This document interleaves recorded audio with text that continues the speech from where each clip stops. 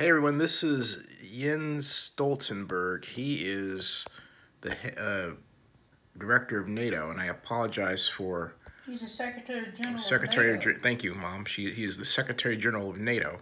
But I want you to hear his exchange with President Trump right now. And you give me credit for that? you have helped to do that because your leadership has been important and it has had a real impact. And we see that because all allies increase They and don't give billions Trump credit the for nothing. I billions to don't the blame budget. Trump. We live Trump in a says more, if you don't give it to me, unpredictable world, I'm and we asking need for strong it. NATO, and Yeah, we well, not only that, but when you roll back though a bit here, he even before that, Trump. So even before this, when Trump was speaking, he said, under my leadership, and I've never heard a president talk about himself like that. Well, Listen. Ways to go, but many billions of dollars of additional money has been raised, and I really appreciate the great job that you're doing. Well, that was as one of his most people campaign know, things. you've been extended I for a long period remember of that. time, So and that was very much at, I think, with my leadership, and really, the fact is, we pushed it very he hard was because mad this at gentleman all does the a presidents tremendous of the job at United NATO, States. He and I was. appreciate it. All of them. Thank you so much.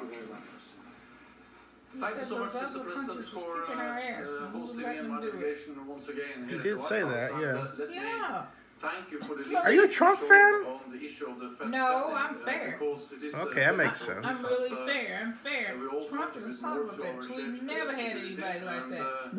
He disgraces the as you country, said, but Trump has some allies are good now points. spending more Yeah. on And if he defense. didn't, shit, he wouldn't be All floating allies rich. are increasing their defense budgets, and And he lets nobody tread on his you have butt. helped to do that Nobody. because your leadership has So- been important, and it me has get- had a real impact. Let me get the rest And of we this. see that because all allies increase Oh, and Lord, I billions, they add billions No, to I the don't like budgets, Trump. and that's He's the important devil. because He's not in there with we God live in at a all. more unpredictable world, and then we need Well, strong God NATO, let and him we have a need role to for a invest more in while our for some security. reason.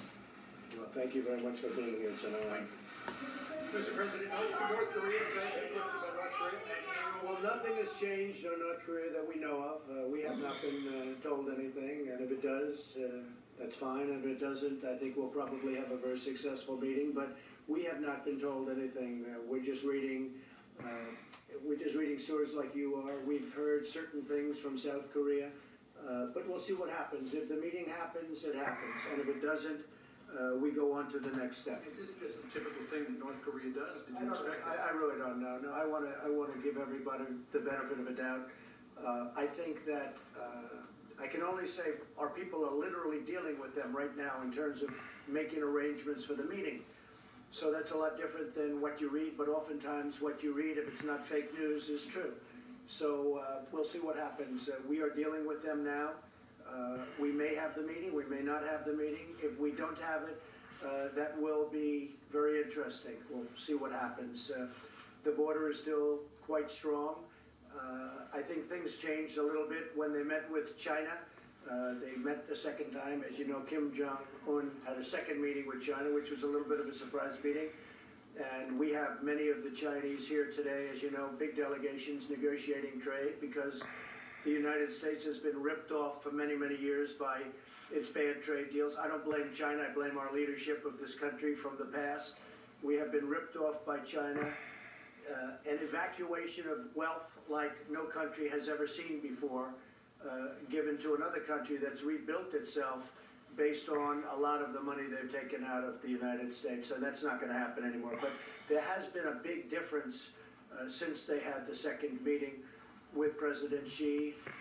With that being said, my attitude is whatever happens, happens. Either way, we're going to be in great shape. Would you consider a personal outreach to keep? Would you consider a personal outreach to Kim to get him moving toward, keep him moving We'll towards? see what happens. Look, you have to want to do it. With deals, that's what I do, is deals. And with deals, you have to have two parties that want to do it. He absolutely wanted to do it. Perhaps he doesn't want to do it. Perhaps they spoke with China. That could be right. President Xi, a friend of mine, great guy. But he's for China, and I'm for the United States. And that's the way it is, and I suspect it's never going to change. But I will say this. We are continuing to negotiate in terms of location. The location is to where to meet, how to meet, rooms, everything else, and they've been negotiating like nothing happened. But if you read the newspapers, maybe it won't happen. I can't tell you yet. I will tell you very shortly. We're going to know very soon. Steve? Well, I've been telling China that we are. You people have been covering trade, and you've been covering China, and you've been covering everything for a long time. Have you ever even seen a negotiating on trade? Nobody's ever seen anybody from our country even negotiate on trade. Trade with China and with other countries. I'm not just blaming China. China's the biggest. But trade has been a total one-way street. Right outside of this nation, you take money out like it's by the bucket loads into other, whether it's the European Union, which you know so well, whether it's Japan or South Korea, or I could name almost every single country in the world.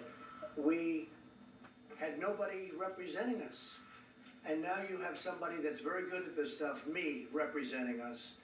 And China has taken out hundreds of billions of dollars a year from the United States.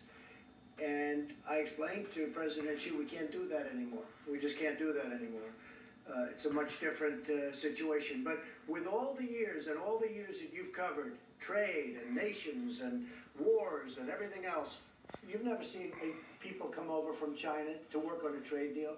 Now, will that be successful? I tend to doubt it. The reason I doubt it is because China's become very spoiled. The European Union has become very spoiled. Other countries have become very spoiled because they always got 100% of whatever they wanted from the United States. But we can't allow that to happen anymore. We're an incredible country. We have incredible potential. The potential we have is incredible. But we lost $800 billion on trade last year, if you add it all up, of which China was around the $500 billion mark. So we lost $800 billion. Can you believe that? Is that an amazing thing to even think about? We lost $800 billion on trade. We're not going to be doing that any longer. ZTE was a company that I spoke to with President Xi. He asked me if I'd take a look at that because it was very harmful to them in terms of their jobs and probably other things, and I certainly said I would. He asked me to do it, and I would do that. I would certainly had a great respect. I like him. He likes me. We have a great relationship.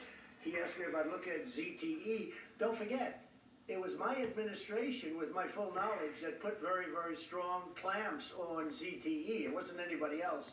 It wasn't President Obama. It wasn't President Bush. It was me. I put very strong clamps on ZTE. They did very bad things to our country. They did very bad things to our economy.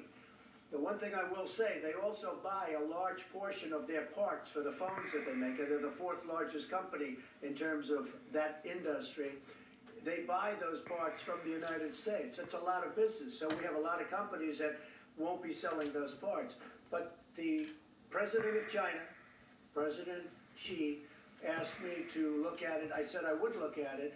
But anything we do with ZTE is always, it's just a small component of the overall deal.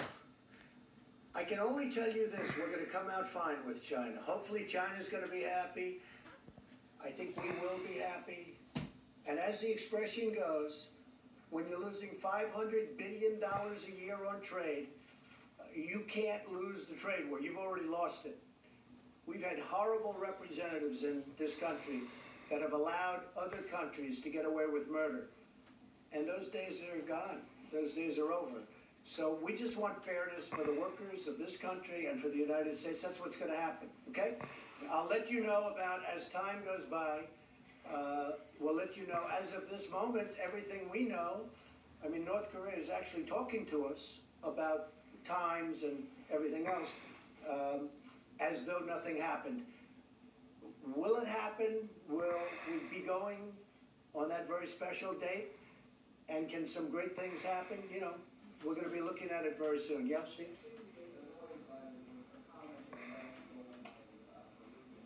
Yeah. Well, the Libyan model isn't a model that we have at all when we're thinking of North Korea. In Libya, we decimated that country. That country was decimated. There was no deal to keep Gaddafi. The Libyan model that was mentioned was a much different deal. This would be with Kim Jong-un, something where he'd be there, he'd be in his country, he'd be running his country. His country would be very rich. His people are tremendously industrious. If you look at South Korea, this would be really a South Korean